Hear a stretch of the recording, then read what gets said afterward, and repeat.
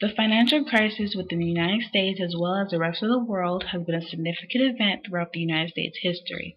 This resulted in many consequences that the country now faces in hope of encountering a better solution. A major consequence that has primarily affected the United States economy is the failure of the banks. Due to the extensive accumulation of risky CDOs, which are collateralized debt obligations that consisted of alleged fixed income loans, the banks were unable to meet certain obligations, which is forcing the banks to go under and in need of governmental assistance. This graph shows that starting from 2000, there has been a dramatic growth of CDOs issued. In result to the growth of risky CDOs, many banks had more liabilities than assets, and this caused many banks to fail. According to the Wall Street Journal, in September of '08, Washington Mutual failed and was said to be the largest bank failure in United States history, with it having $307 billion in assets and $188 billion in deposits.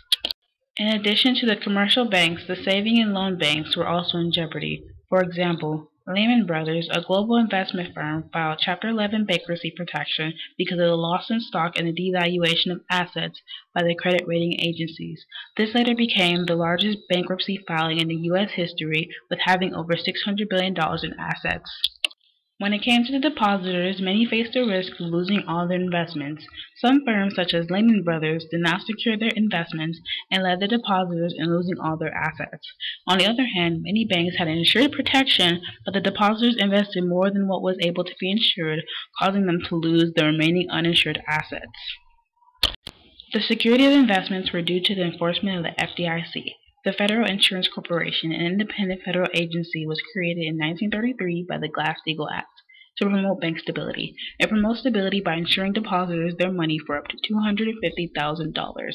This amount increased from $100,000 in 2008 due to the Dodd-Frank Wall Street Reform and Protection Act. The FDIC is also in charge of taking over failing banks.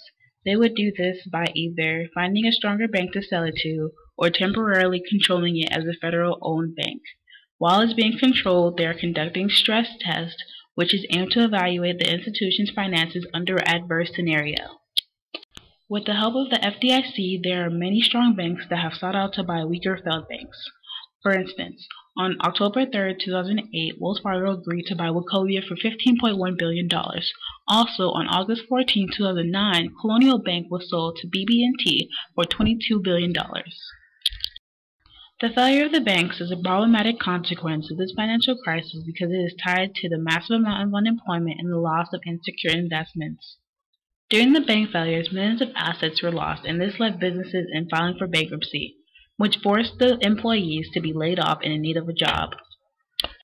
According to the official FDIC's website, there have been 341 cases of failed banks since October of 2000.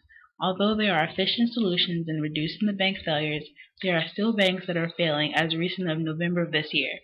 This just shows that the financial crisis has a strong impact on the banking system, and it can take a long time to try and resolve this financial situation.